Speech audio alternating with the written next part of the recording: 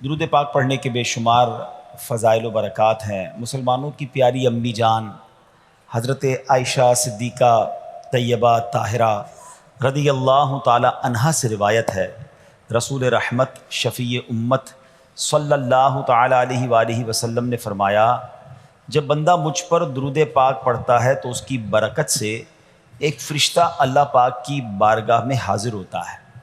اس فرشتے کے لیے حکم ہوتا ہے کہ اسے میرے بندے کی قبر کے پاس لے جاؤ تاکہ یہ میرے بندے کے لیے مغفرت کی دعا کرتا رہے اور میرے بندے کی آنکھیں ٹھنڈی ہوتی رہیں۔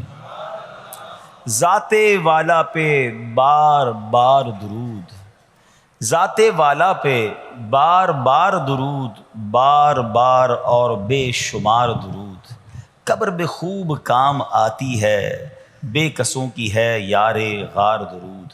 صلو علی الحبیب صلی اللہ تعالی علی محمد صلی اللہ علیہ وسلم۔ پیارے پیارے اسلامی بھائیوں، کچھ دنوں پہلے ہی کی بات ہے، ایک شور اٹھا کہ ماہ رمضان کا چاند نظر آ گیا، اور جیسے ہی رمضان آیا مسجدوں کی رونقیں بڑھ گئیں، نمازیوں کی تعداد بڑھ گئی۔ ایک عجب سما تھا سحری کا، ایک روحانی منظر تھا افطار کا۔ نوجوان، بوڑھے، بچے، اسلامی بہنیں سبھی عبادت میں مشغول ہو گئیں۔ دیکھتے ہی دیکھتے عشرہ رحمت گیا، عشرہ مغفرت آیا، وہ بھی جدا ہوا۔ ہمیں لگا کہ ہم عشرہ رحمت اور عشرہ مغفرت میں ویسی عبادت نہیں کر سکے، اب آخری عشرے میں خوب عبادت کر لیں گے، طاق راتیں بھی ہیں، مگر غفلت میں وہ آخری عشرہ بھی گزار دیا۔ رمضان ہمیں تڑپا کر، بہاریں لٹا کر، برکتیں عطا کر کے ہم سے اب جدا ہو چکا ہے۔ اب رمضان یقیناً اگلے سال بھی آئے گا، مگر یہ نہیں پتہ کہ ہم اس رمضان میں ہوں گے یا نہیں ہوں گے۔ ہمیں یہ بھی نہیں معلوم ہماری مغفرت ہوئی کہ نہیں۔ ہم رب کریم سے دعا کرتے ہیں کہ اللہ، جن لوگوں نے تجھے راضی کیا ان کا واسطہ ہم سے راضی ہو جا، جن لوگوں کی مغفرت فرمائی ان کا واسطہ ہماری مغفرت فرما دے۔ ماہ رمضان کی بس اب یاد ہی باقی رہ گئی ہے، اب رمضان کے بعد کی زندگی ہے۔ اب زندگی ہمیں ایسے گزارنی ہے کہ جو ہم نے رمضان میں روحانیت حاصل کی، جو برکتیں حاصل کی، جو ہمیں تقوی کی سوغات رمضان سے ملی ہے، کہیں وہ ضائع نہ ہو جائے۔ ہمارا دشمن آزاد ہو چکا ہے، شیطان حملہ کرنے کے لیے بھرپور تیاری پر آمادہ ہے۔ کئی لوگوں کو تو اس نے پہلے 2 دنوں میں ہی مسجد سے دور کر دیا ہوگا۔ اب ہمیں بھی غور کرنا ہے کہ کیا ہمیں بھی اپنی ساری عبادتیں، ساری ریاضتیں، ساری روحانیت ضائع کرنی ہے یا نہیں۔ ہم نے انشاءاللہ اس کو کنٹینیو کرنا ہے جو ہم نے رمضان میں اعمال شروع کیے تھے، جو نیکیاں شروع کی تھیں۔ بڑی پیاری ایک حدیث پاک ہے کہ رمضان وہ مہینہ ہے، من قام رمضان ایمانا و احتسابا غفر له ما تقدم من ذنبہ، یعنی جو ایمان کے ساتھ ثواب کمانے کے لیے رمضان المبارک کے روزے رکھے، اس کے پچھلے گناہ معاف کر دیے جاتے ہیں۔ اور اب شوال کا مہینہ آیا نا، حدیث پاک میں ہے کہ جس نے رمضان کے روزے رکھے پھر 6 دن شوال میں روزے رکھے تو گناہوں سے ایسا پاک ہو جاتا ہے جیسا کہ ماں کے پیٹ سے آج ہی پیدا ہوا ہو۔ تو وہ روحانیت، وہ برکت جاری رکھنی ہے۔ ابھی تو روزے بھی رکھنے ہیں نا انشاءاللہ، نفلی روزے رکھیں گے، 6 روزے رکھ لیں گے تو انشاءاللہ یہ برکت بھی حاصل ہو جائے گی۔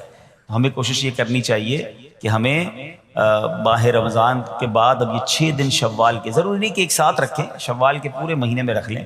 ایک اور خوبصورت حدیث ہے کہ جس نے عید الفطر کے بعد 6 روزے شوال کے رکھے تو اس نے پورے سال کے روزے رکھے، جو ایک نیکی لائے گا اسے 10 ملیں گی۔ بڑا خوبصورت کیلکولیشن ہے کہ جو 1 مہینے کے روزے رکھے گا ملٹیپلائی بائی 10 تو 10 مہینے ہو گئے اس کے بدلے، یعنی 10 مہینے کے روزے ہو گئے۔ اب 6 روزے رکھے تو 60 روزوں کا ثواب ملے گا، تو 2 مہینے وہ کور ہو گئے۔ تو یعنی پورے سال کے روزوں کا ثواب اگر کمانا ہے تو رمضان اور اس کے بعد 6 دن شوال کے روزے رکھنے ہیں، تو انشاءاللہ ہم پورے رکھیں گے انشاءاللہ۔ اب رمضان کے بعد ہم نے پہلے یہ کیلکولیٹ کرنا ہے کہ جیسے رمضان سے پہلے تھے اب ویسے ہیں یا بدل گئے ہیں۔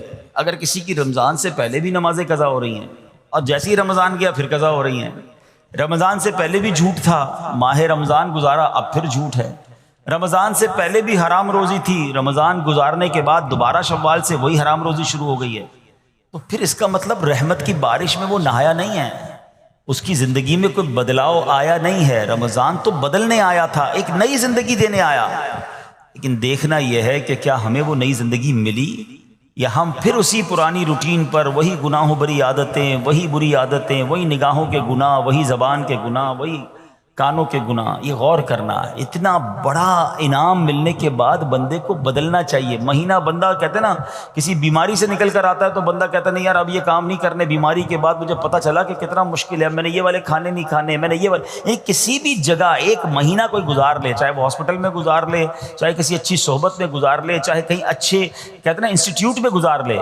تو اس کی زندگی میں خوب بڑا امپیکٹ آ جاتا ہے، زندگی بدل جاتی ہے.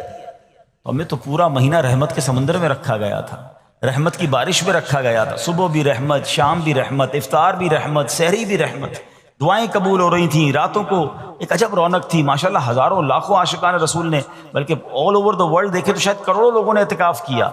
اب اعتکاف کرنے کے بعد بھی نہ بدلا، مسجد میں آنے جانے کے بعد بھی نہ بدلا میں، اور پھر ویسے ہی ہو گیا، تو پھر قصور کس کا ہے؟ قصور تو پھر میرا ہوا نا.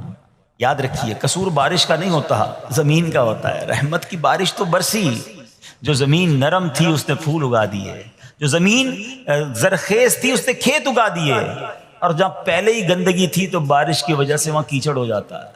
بندہ بعض اوقات کہتا ہے یار وہ روحانیت نہیں رہی ہے، ہم اجتماع میں جاتا ہوں تو وہ لطف نہیں آتا، دعا میں وہ آنسو نہیں بہتے ہیں، پہلے بہت لطف تھا اب وہ کم ہو گیا ہے. کم کچھ بھی نہیں ہوا ہے. دل کی بستی خراب تو نہیں ہو گئی ہے، دل کی بستی خود تو نہیں اجاڑ لی ہے.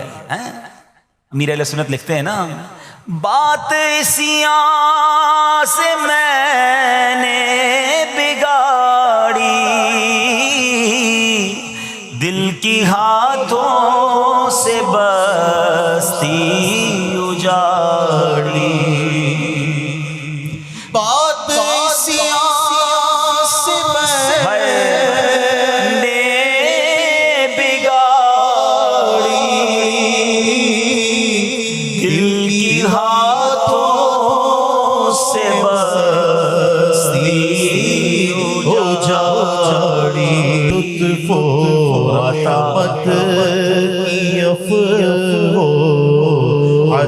میرے مولا، میرے مولا تو خیرات دے دے. دل کی بستی اجڑنے دینی نہیں ہے، شیطان آیا ہے اجاڑنے کے لیے، پلان پورا ہے اس کا. اس سے سب چھین لینا ہے، اس کی نمازیں، اس کے روزے، اس کی آنسو، اس کی دعائیں، اس کے سجدے، اس کے صدقے، اس کی خیرات، اس کے چہرے پر جو داڑھی سج گئی، سر پر جو امامے آ گئے، بہنوں نے جو پردے کی نیت کر لی. وہ آیا ہے بستی اجاڑنے، وہ آیا ہے ہم سے سب کچھ چھیننے. اب عقل مند وہ ہے جو شیطان کی باتوں میں نہ آئے، رحمان عز و جل کے رحمت کے سائے میں چھپ جائے، مسجدوں میں آتا رہے، نمازوں کی پابندی کرتا رہے، سنتوں پر عمل کرتا رہے. جی اگر چاہے بھی برائی کی طرف تو ان بری محفلوں کی طرف نہ جائے. آج میں آپ کو ایک بڑی خوبصورت یوں سمجھے حدیثیں سنانے آیا ہوں. جب میں اس بیان کو تیار کر رہا تھا تو کہتے نا کہ بیان تیار کرتے کرتے چہرے پہ مسکراہٹ آ رہی تھی. آج وہ حدیثیں ہیں کہ جب بندہ یہ عمل کرتا ہے، کچھ اعمال بتاؤں گا، کچھ حدیثوں میں ایسے اعمال بتائے گئے کہ بندہ جب یہ عمل کرتا ہے تو رب مسکراتا ہے. عمل تو بعد میں سنیں گے، یہ فضیلت سن کے کیسی مزہ آ رہا ہے. اللہ مسکراتا ہے اپنے اس بندے کو دیکھ کر جو یہ عمل کرتا ہے. ہاں ایک وضاحت کر دوں کہ یقیناً اس کا مسکرانا ایسا نہیں ہے جیسا ہمارا مسکرانا ہے. اللہ پاک جسم اور جسم کے لوازمات سے پاک ہے، اس کی شان بہت اونچی ہے. مگر احادیث میں جب جہاں جائے لفظ آیا نا کہ رب مسکراتا ہے، تو اس کا مطلب یہ کہ اللہ بندے کے اس کام سے بہت راضی ہو جاتا ہے، اس پر رحمتیں نازل فرماتا ہے. سبحان اللہ. میں سوچ رہا تھا یہاں تک بتانے کے بعد آپ کو یہ کہہ دوں نا، اب جو بھی کام بتانا ہے وہ کرنا شروع کر دیں گے انشاءاللہ.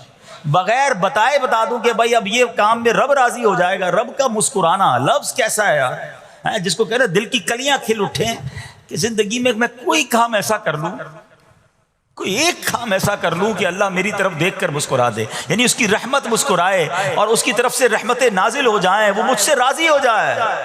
تو یہی زندگی کا حاصل ہے نا.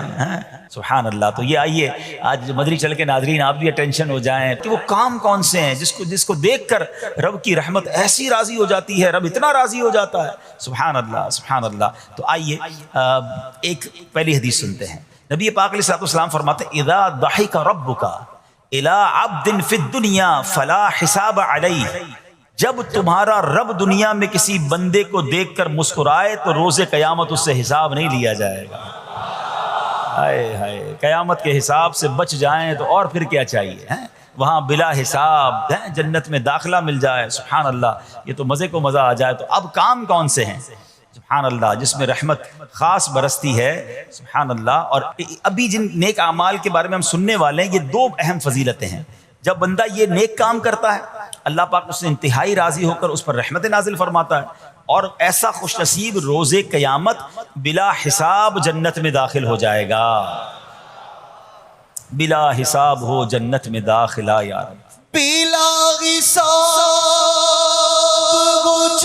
آمین آمین آمین۔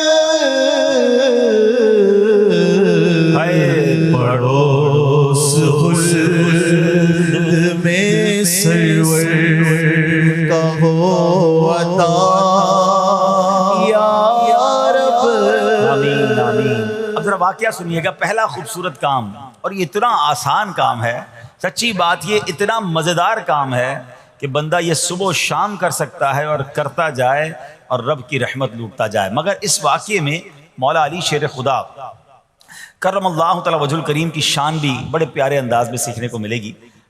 حضرت علی بن ربیعہ رحمۃ اللہ تعالی فرماتے ہیں، ایک مرتبہ مسلمانوں کے چوتھے خلیفہ حضرت علی المرتضیٰ شیر خدا کرم اللہ تعالی وجہ الکریم سواری پر سوار ہوئے، مجھے اپنے پیچھے بٹھایا اور حرا نامی علاقے کی طرف چل رہے تھے، چل پڑے۔ چلتے چلتے آپ نے آسمان کی طرف نظر اٹھایا اور پھر پڑھا، اے اللہ پاک میرے گناہ بخش دے، بے شک تیرے سوا کوئی گناہوں کو بخشنے والا نہیں ہے۔ کیسی پیاری التجا ہے، تو نہیں بخشنا یا اللہ، تیرے سوا کون ہے؟ تیرے سوا گناہوں کو بخشنے والا کوئی نہیں ہے۔ حضرت علی بن ربیعہ فرماتے ہیں، یہ پڑھنے کے بعد مولا علی شیر خدا میری طرف دیکھے اور مسکرائے۔ مجھے بڑی حیرانی ہوئی، میں نے پوچھا کہ اے امیر المومنین، آپ نے پہلے استغفار کیا، اپنے گناہوں کی معافی مانگی، پھر آپ میری طرف دیکھ کر مسکرائے، اس میں راز کیا ہے؟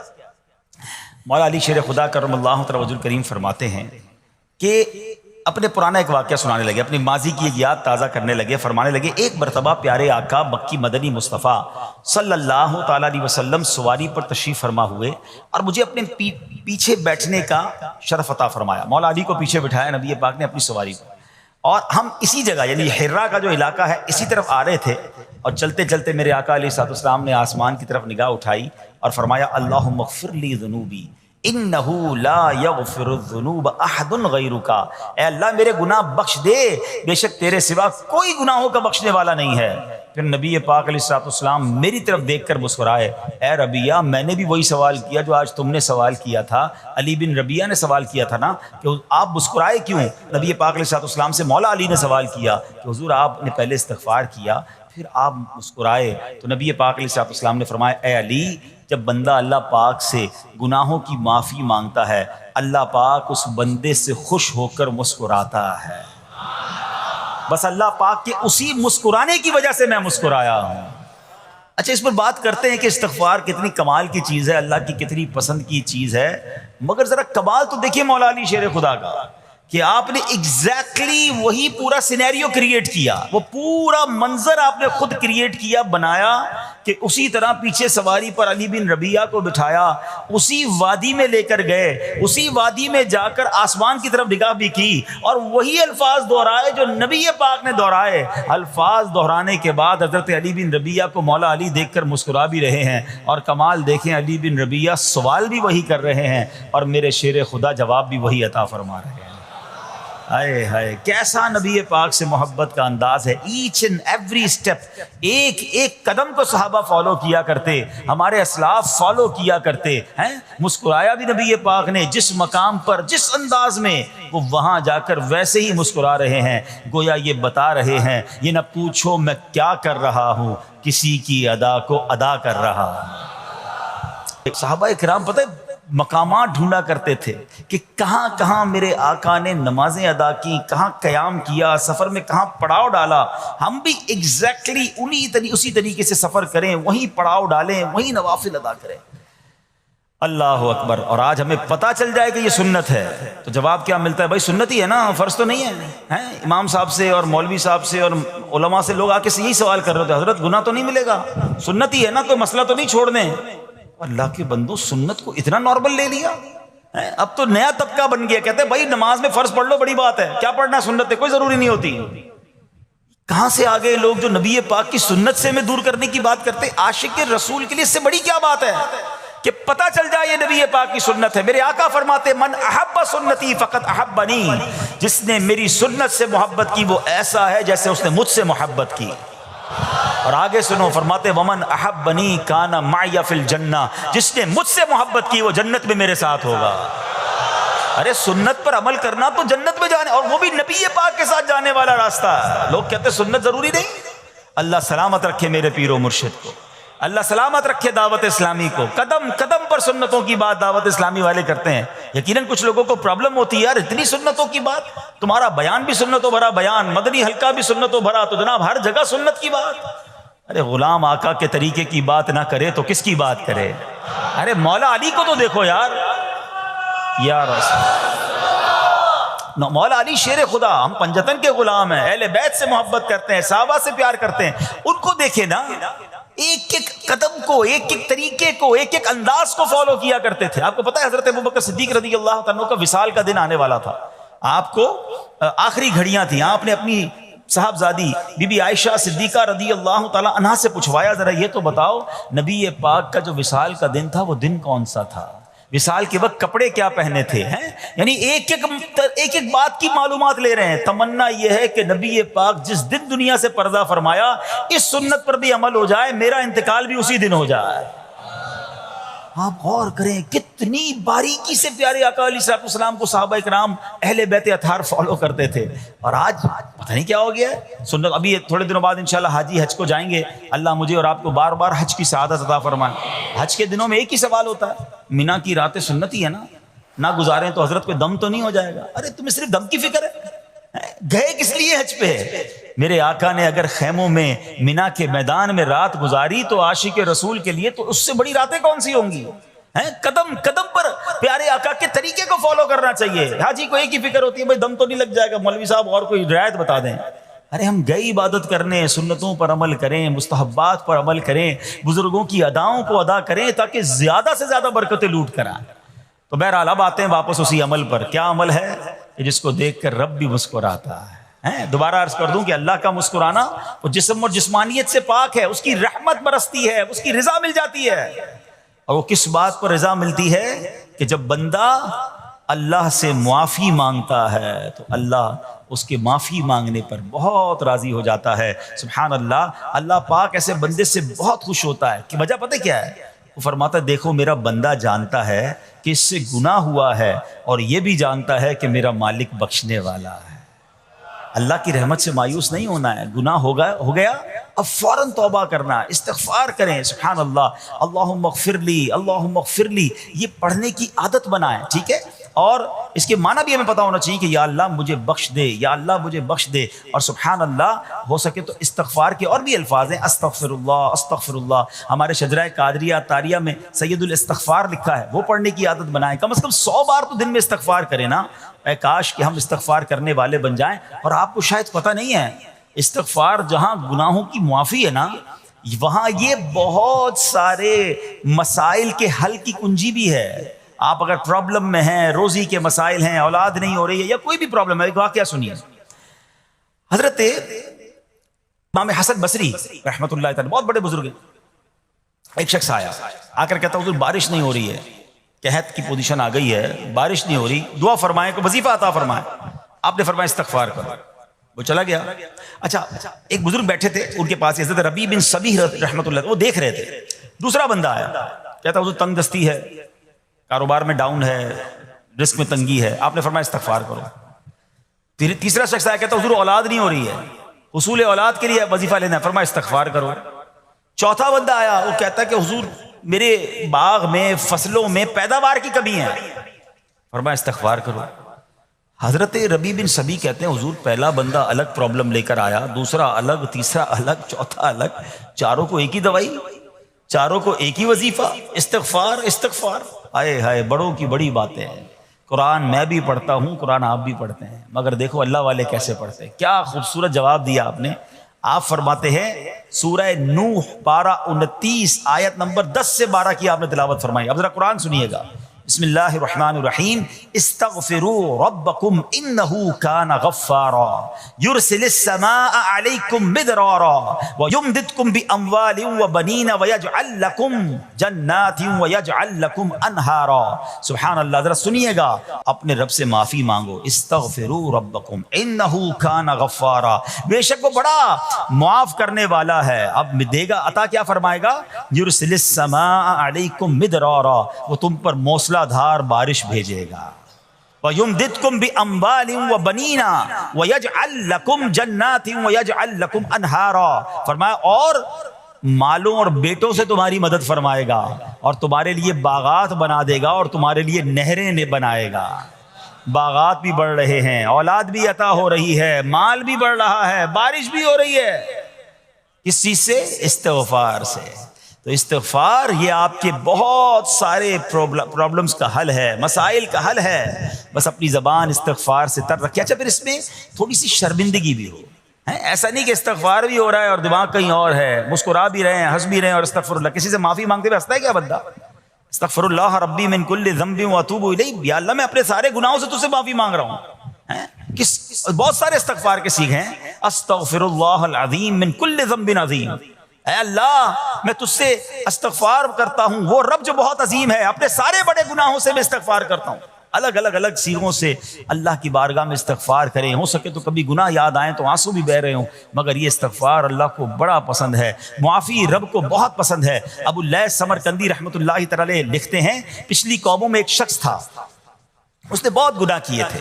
ایک بار اس نے اپنی پچھلی زندگی کے بارے میں سوچا، گناہوں کے بارے میں غور و فکر کیا تو اسے شرمندگی ہوئی۔ اس نے نادم و شرمندہ ہو کر 3 مرتبہ کہا، اللہم غفرانک، اللہم غفرانک، اللہم غفرانک، اے اللہ تیری بخشش، اے اللہ تیری بخشش، اے اللہ پاک تیری بخشش۔ اسی لمحے اس کو موت آ گئی اور اللہ پاک نے اس کی بخشش فرما دی۔ آئیے ہم بھی پڑھ لیتے، اللہم غفرانک، اللہم غفرانک، اللہم غفرانک۔ استغفار کرنا، توبہ کرنا، گناہ یاد کر کے شرمندہ ہونا، یہ اللہ کو کتنا پسند ہے۔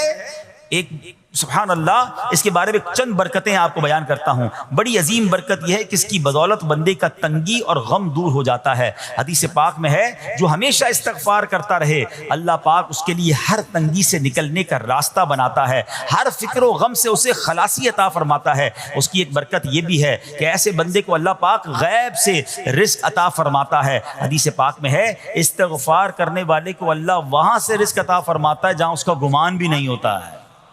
اتنی مہنگائی ہے، اتنی مشکلیں ہیں، اتنی تنگی ہے، لوگ قرضے میں ہیں، کبھی ادھر جاتے ہو کبھی ادھر جاتے ہو۔ ارے بھائی، سب کے پاس جاتے ہو، رب کے پاس کیوں نہیں جاتے؟ استغفار کرنا شروع کر دو، فرمایا ادھر سے روزی دے گا جہاں تمہارا گمان بھی نہیں جائے گا۔ اس کی برکت سے اللہ پاک دلوں کے زنگ کو دور فرماتا ہے۔ آئیے پیارے اسلامی بھائیوں، اللہ کو معافی مانگنا، دل سے پکارنا کتنا پسند ہے۔ میں آپ کو ایک بہت ہی خوبصورت واقعہ بتاتا ہوں، اور یہ واقعہ ہے حضرت موسیٰ علیہ نبینا علیہ الصلوۃ والسلام کا۔ اللہ پاک نے حضرت موسیٰ علیہ نبینا علیہ الصلوۃ والسلام نے ایک بار اپنی مناجات میں عرض کیا، یا اللہ یا رب۔ اللہ پاک کی طرف سے جواب آیا، لبیک یا موسیٰ۔ آپ نے عرض کی، یا اللہ تو میرا مالک ہے، تو تو خالق ہے، میں تو تیرا بندہ ہوں۔ ارشاد ہوا، مجھے یہ پسند ہے کہ جب مجھے کوئی میرا بندہ یا رب پکارے تو میں اسے لبیک کہہ کر جواب دوں۔ اللہ فرما رہا ہے، حضرت موسیٰ نے عرض کی، یا رب کیا یہ ہر مطیع بندے کے لیے ہے؟ کیا ہر نیک آدمی کے لیے ایسا ہے کہ جب تجھے وہ پکارے تو تو لبیک فرماتا ہے؟ سنو، اللہ فرماتا ہے ہاں، بلکہ ہر گناہگار بندے کے لیے بھی ہے۔ تو حضرت موسیٰ نے عرض کی، یا اللہ فرما بردار تو تیری اطاعت کرتا ہے، وہ بات تو سمجھ آ رہی ہے، گناہگار پر یہ کرم کس وجہ سے؟ اے ہائے، سنو میرے رب کیسا کریم ہے۔ فرماتا ہے، اے موسیٰ اگر میں بھلائی کرنے والے کو اس کی بھلائی کا بدلہ دوں اور برائی کرنے والے پر اس کی برائی کی وجہ سے احسان نہ کروں تو میرا جود و کرم کہاں جائے گا؟ اللہ فرماتا ہے میرا پھر کرم، میری رحمت کس لیے ہے؟ برائی کرنے والا بھی، گناہ کرنے والا بھی مجھے پکارتا ہے، میں اسے بھی لبیک کہہ کر جواب دیتا ہوں۔ حضرت موسیٰ علیہ نبینا علیہ السلام کو ایک بار وحی نازل ہوئی کہ اے موسیٰ فلاں علاقے میں جاؤ، ہمارا ایک نیک بندہ اس کا انتقال ہو گیا ہے، جا کے اس کو غسل دو، اس کو کفن دو اور اس کا جنازہ پڑھو۔ حضرت موسیٰ وہاں پہنچ گئے اور جب وہاں جا کر آپ نے لوگوں سے کہا کہ مجھے فلاں بندے کے پاس لے جاؤ جس کا انتقال ہوا ہے، مجھے غسل دینا ہے، کفن پڑھنا ہے، جنازہ پڑھنا ہے، لوگوں نے کہا حضرت یہ تو زمانے کا گناہ گار، بڑا بےہودہ، بڑا بدکار شخص تھا، آپ کو رب کا حکم تھا، آپ نے غسل بھی دیا، کفن بھی پہنایا، جنازہ بھی پڑھا، پھر رب کی بارگاہ میں عرض کی مولا بندے تو یہ کہہ رہے ہیں یہ تو بہت برا آدمی تھا، تو نے مجھے بھیجا اور فرمایا تیرا پیارا بندہ، میں نے جنازہ بھی پڑھ دیا، غسل اور کفن بھی دیا۔ اب ذرا آپ سوچیں کہ کسی کا جنازہ حضرت موسیٰ پڑھ دیں تو اس کی تو بخشش کا تو کوئی مسئلہ ہی کوئی نہیں نا، وہ تو اللہ کے نبی جس کا جنازہ پڑھے غسل دے، تو یا اللہ تو نے ایسا انتظام فرما دیا۔ تو رب کریم کی طرف سے پتہ ہے کیا جواب آتا ہے؟ اللہ فرماتا ہے اے موسیٰ بندے سچ کہتے ہیں، یہ بندہ واقعی بڑا گناہ گار تھا، جو علاقے والے شہر کے لوگ کہہ رہے ہیں نا ٹھیک کہہ رہے ہیں، یہ بندہ تھا ہی ایسا۔ یا اللہ جب اتنا گناہ گار تو اتنی بڑی مہربانی کس وجہ سے؟ ارشاد ہوا اے موسیٰ اس بندے نے مرنے سے پہلے مجھ سے 5 کلمات کے ذریعے بات کی، مناجات کی، مجھے پکارا، 5 سینٹنس تھے، 5 کلمے تھے، اور اے موسیٰ اس کی وجہ سے میں نے اس کی مغفرت فرما دی۔ تو حضرت موسیٰ کہتے ہیں یا اللہ وہ 5 کلمے تو بتا دے، وہ 5 کیسے جملے تھے کہ علاقے میں سب سے مشہور بدکار اور اس کا انتقال ہو تو رب مغفرت بھی فرمائے اور اپنے نبی کو فرمائے جا کے جنازہ پڑھو۔ تو آپ نے کہا یا اللہ وہ 5 کلمات بتا دے۔ اب ذرا یہ 5 کلمات سنیے گا، ایکچولی جو بات سمجھنی ہے نا، استغفار ہے کیا، معافی مانگنا ہے کیا، توبہ کیا ہے۔ اللہ فرماتا نا کہ ہم نے سنا کہ جو بندہ اللہ سے استغفار کرتا ہے اللہ اسے دیکھ کر مسکراتا ہے، اس کی وجہ یہ کہ بندہ رب کی بارگاہ میں اپنے آپ کو سرنڈر کرتا ہے، اپنے گناہ یاد کرتا ہے، اپنی کم مائگی کا اظہار کرتا ہے۔ وہ کہتے ہیں نا الندم التوبہ، شرمندگی توبہ ہے۔ شرمندہ ہو جائے نا انسان، دنیا میں پتہ کیا معاملہ ہے، ہم کسی عدالت میں جا کر کہہ دیں ہم نے جرم کیا ہے، اقبال جرم، ٹھیک ہے، تو کیا ہوتا ہے، جج کہتا ہے پھر اس کو گرفتار کرو اور سزا سناؤ، بندہ خود ہی مان رہا ہے، گواہوں کی ضرورت کیا ہے۔ دنیا کی عدالت میں اقبال جرم پر سزا ملتی ہے، میرے رب کی رحمت کی عدالت دیکھو، بندہ وہاں جا کر اقبال جرم کر لے، شرمندہ ہو جائے، معافی مانگ لے، اللہ اس کے سارے گناہ معاف فرما دیتا ہے۔ یہ فرق ہے دنیا والوں میں اور رب کی عدالت میں، سبحان اللہ۔ وہ حضرت موسیٰ کہتے ہیں یا اللہ وہ 5 کلمے بتا، اور بتائے گئے تو وہ 5 کلمے سنیے گا ذرا۔ وہ بندہ کہتا ہے مرنے سے پہلے اے رب تو جانتا ہے میں نیکوں سے محبت کرتا ہوں اگرچہ خود نیک نہیں ہوں، یا رب تو جانتا ہے میں فاسقوں سے بغض رکھتا ہوں اگرچہ میں خود فاسق ہوں۔ سمجھ رہے ہیں بات کو؟ اے اللہ نیکوں سے پیار کرتا ہوں، مجھے پتا ہے میں خود نیک نہیں ہوں، میں گناہ گاروں سے نفرت کرتا ہوں حالانکہ میں خود بھی گناہ گار ہوں، کہیں بھی اپنی بڑائی نہیں ہے، میں گناہ گار، میں بدکار، مگر اللہ میں پیار کرتا ہوں نیک لوگوں سے۔ تیسرا جملہ کیا تھا؟ یا رب اگر مجھے معلوم ہو جائے کہ میرے جنت میں داخل ہونے سے تیری ملکیت میں کوئی کمی آ جائے گی تو اے اللہ میں تجھ سے پھر جنت کا سوال کرنا چھوڑ دوں گا۔ مجھے یہ پتا ہے یا اللہ تو نے مجھے جنت میں داخل کیا نا، تیری جنت میں کوئی کمی نہیں آئے گی، بہت بڑی ہے، اب مجھے داخل بھی کرنے سے تیرا کچھ نہیں جائے گا، اگر کچھ جاتا ہوتا تو یا اللہ میں جنت تیرے سے مانگنا چھوڑ دیتا۔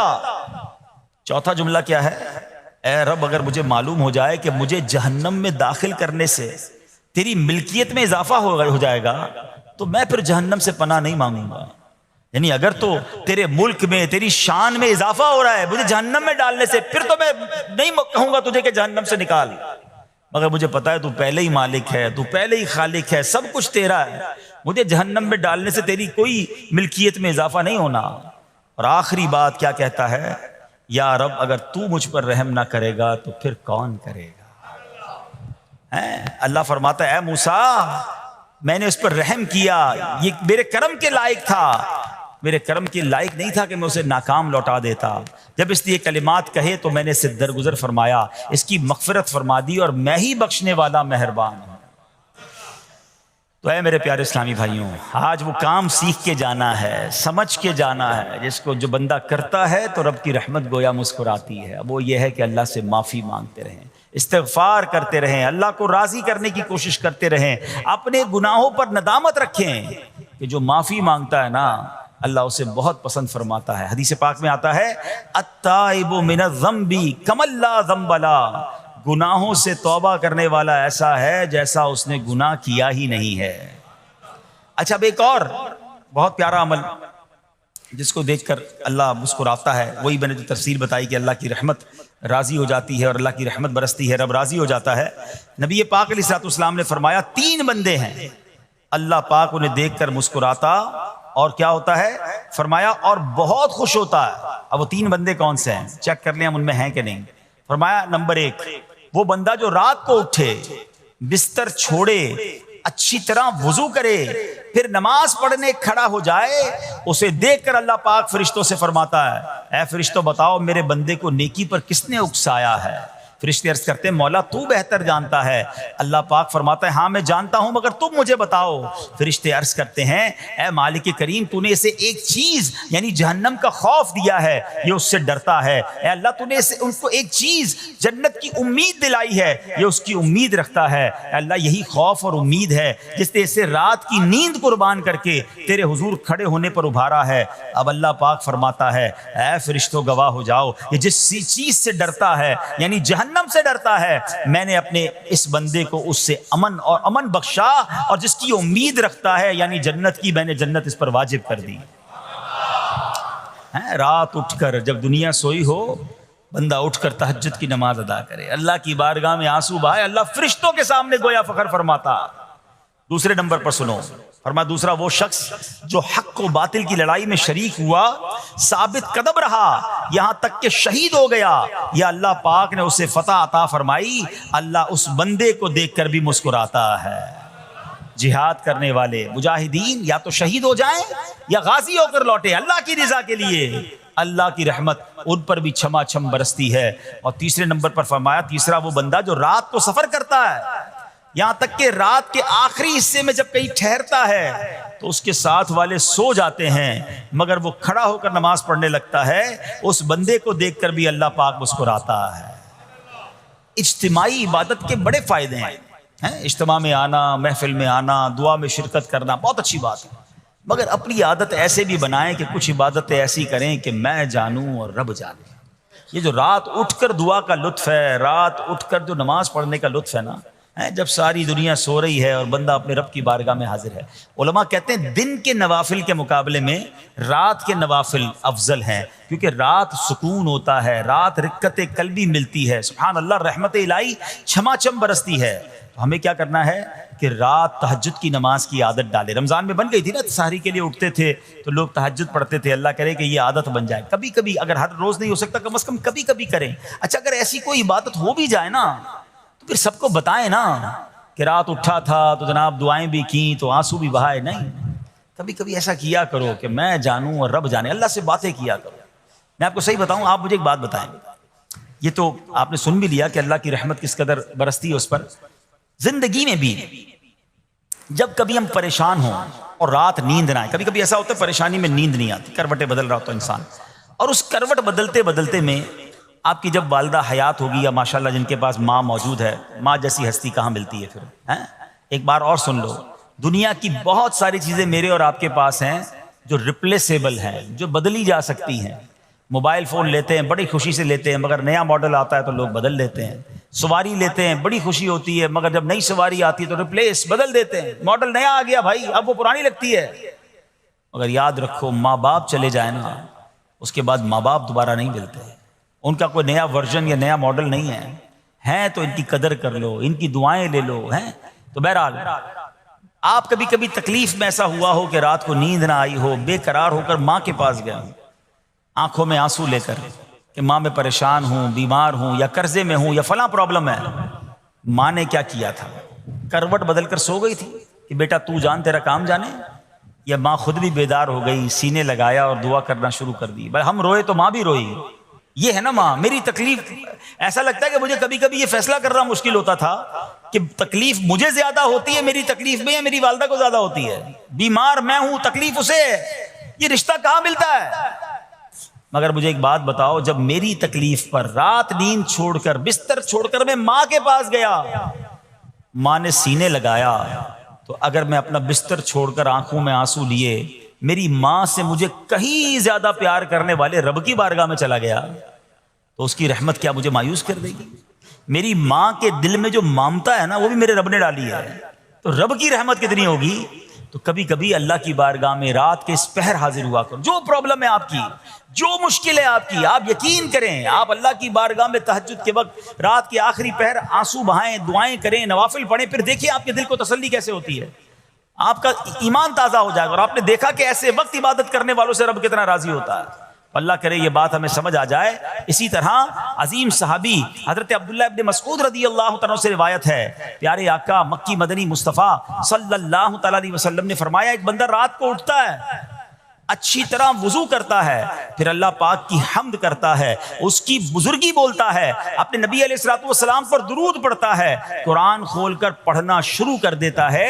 یہ وہ بندہ ہے جسے دیکھ کر اللہ پاک مسکراتا ہے اور فرماتا ہے، دیکھو میرا بندہ عبادت کر رہا ہے جبکہ اسے میرے سوا کوئی نہیں دیکھ رہا ہے.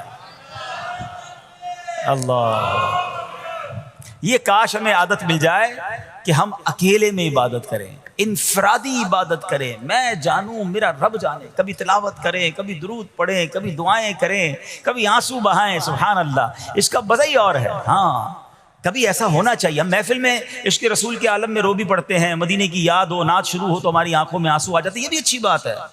مگر کبھی کبھی رات ایسی بھی ہونی چاہیے کہ دل میں ہو یاد تیری، گوشئے تنہائی ہو. دل میں ہو یاد تیری، گوشئے تنہائی ہو، پھر تو خلوت میں عجب انجمن آرائی ہو. کبھی زندگی میں ایسی راتیں بھی آنی چاہیے. وہ ہے نا، جاگ اٹھا اشکوں کا مقدر، عشق نبی میں روتے روتے کیسی گزری رات نہ پوچھو. کبھی کبھی ایسی رات بھی گزرنی چاہیے کہ آقا کی یاد میں آنسو بہ رہے ہوں، مدینے کی یاد میں، گھر والوں کو بھی پتہ نہ چلے. ہلکی ہلکی آواز میں کبھی نعت شریف لگا لیا کریں، کبھی مناجات لگا لیا کریں. ہم پتہ نہیں کیا دیکھتے دیکھتے سوتے ہیں. کاش انہی تصورات میں آنکھیں بند ہوں کہ میں سو جاؤں یا مصطفیٰ کہتے کہتے، میں سو جاؤں یا مصطفیٰ کہتے کہتے، کھلے آنکھ صلی علی کہتے کہتے. جو مدینے کے تصور میں سوتے ہیں نا، پھر خواب میں زیارت بھی کر لیتے ہیں. خواب کا ایک فنامنا یہ بھی ہے، آپ جس چیز کے بارے میں سوچتے ہوئے سوتے ہیں نا، عموماً گندی باتیں دیکھ کر، گندی چیزیں دیکھ کر سوتے ہیں، پھر ایسے ڈراؤنے خواب بھی آتے ہیں، انہیں ٹینشن بھی آتی ہے. فلموں میں بھی ماردار دیکھی، خواب میں بھی لڑائی جھگڑے دیکھ رہے ہیں. جو مدینے کی یادوں میں سو رہا ہے، جو باوضو سو رہا ہے، جو اللہ کا ذکر کر کے سو رہا ہے، جو نوافل پڑھ کے سو رہا ہے، پھر دیکھو خواب میں بھی کہاں کہاں کی سیر کرے گا انشاءاللہ. تو اپنی خلوتوں کو اچھا کریں، اپنے اکیلے وقت کو بھی خوبصورت کریں، آنسو بہائیں. اور سبحان اللہ، تہجد پڑھنے والوں کے چہروں پر نور بھی آ جاتا ہے. ہاں، یہ ایک الگ نعمت انہیں ملتی ہے، اللہ نصیب فرما دے. اچھا، ایک اور خوبصورت کام ہے، اللہ کریم جنہیں دیکھ کر مسکراتا ہے. فرمایا، حضرت ابو سعید خدری رضی اللہ عنہ فرماتے ہیں، رسول ذیشان مکی مدنی سلطان صلی اللہ تعالی علیہ وسلم نے فرمایا، 3 بندوں کو دیکھ کر اللہ پاک مسکراتا ہے. وہ قوم جو نماز میں صفیں سیدھی کرتی ہے، اور وہ بندہ جو اللہ پاک کی راہ میں جہاد کرتا ہے. تیسرا وہ بندہ جو رات کے اندھیرے میں عبادت کرتا ہے، انہیں دیکھ کر اللہ پاک مسکراتا ہے. جہاد والی بات اور رات والی عبادت کی بات تو ہو گئی. اب اس میں نئی بات سیکھنے کو ملی، صفیں درست کرنے والی. اب روز نماز پڑھ رہے ہیں، صفیں درستی کر رہے ہوتے ہیں، امام صاحب کہہ کے تھک جاتے ہیں، کاندھے سے کاندھا ملائیں، صفوں کو سیدھا کریں. صفوں کو سیدھا کرنے والوں کو دیکھ کر رب کی رحمت مسکراتی ہے، رحمت برستی ہے. اب یہ کتنا آسان کام ہے، مگر اس کی طرف بھی توجہ نہیں ہوتی ہے. یاد رکھیے کہ صفیں سیدھی کرنا یہ بڑی نیکی ہے، اور اللہ کرے کہ ہم اس پر عمل کرنے والے بنیں. اور صفیں درست نہ کرنا ترک واجب، ناجائز اور گناہ ہے. سیدھی صفیں نہیں کرتے، نہیں، ناجائز کرتے ہیں، گناہ کرتے ہیں. صف درست نہ کرنے سے نماز ناقص رہ جاتی ہے. اور یہ بعض اوقات لوگ کہتے ہیں، یار ہمیں اس نماز میں وسوسے بہت آتے ہیں. تو روایتوں میں آتا ہے صف درست نہ کرنا نماز میں وسوسے آنے کا سبب ہے. صفیں ٹھیک نہیں ہوں گی نا، عجیب عجیب سی باتیں دماغ میں آئیں گی. کیوں؟ حدیث پاک میں آتا ہے، شیطان تمہارے درمیان بھیڑ کے بچے کی طرح گھس جاتا ہے. شیطان صفوں میں گھس جاتا ہے. صف سیدھی نہ کرنے میں چہرہ بگڑنے کا اندیشہ ہے. آئے ہائے، اب ذرا غور کر لیجئے یہ کتنا ضروری ہے. قرآن کریم میں ایک سورت ہے سورہ صافات. اس مبارک سورت کی پہلی آیت میں اللہ پاک نے فرمایا وَالصَّافَّاتِ صَفًّا. ان کی قسم جو باقاعدہ صفے باندھے ہوئے ہیں. حضرت عبداللہ ابن مسعود فرماتے ہیں یہاں صفے باندھنے والوں سے مراد فرشتے ہیں. حضرت جابر بن سمورہ رضی اللہ تعالیٰ عنہ فرماتے ہیں ایک دن پیارے آقا مکی مدنی مصطفیٰ صلی اللہ تعالیٰ علیہ وسلم تشریف لائے اور فرمایا تم ایسے صف کیوں نہیں بناتے جیسے فرشتے صفے بناتے ہیں. ہم نے عرض کی یا رسول اللہ صلی اللہ تعالیٰ علیہ وسلم فرشتے کیسے صف بناتے ہیں؟ فرمایا پہلے اگلی صف مکمل کرتے ہیں اور خوب مل کر کھڑے ہوتے ہیں. سبحان اللہ، مبارک ہو مسلمانوں کو جو صفے سیدھی کرتے ہیں، اچھی طرح کاندھے سے کاندھا ملاتے ہیں، گویا یہ فرشتوں کا کام کر رہے ہیں، فرشتوں والا کام کر رہے ہیں. تفسیر طبی میں ہے فاروق اعظم رضی اللہ عنہ کا یہ معمول تھا جب نماز پڑھانے لگتے تو نمازیوں کو فرماتے صفے سیدھی کر لو، اے فلاں ذرا آگے ہو جاؤ، اے فلاں ذرا پیچھے ہو جاؤ. پھر فرماتے بے شک اللہ پاک تمہیں فرشتوں کی طرح دیکھنا پسند فرماتا ہے.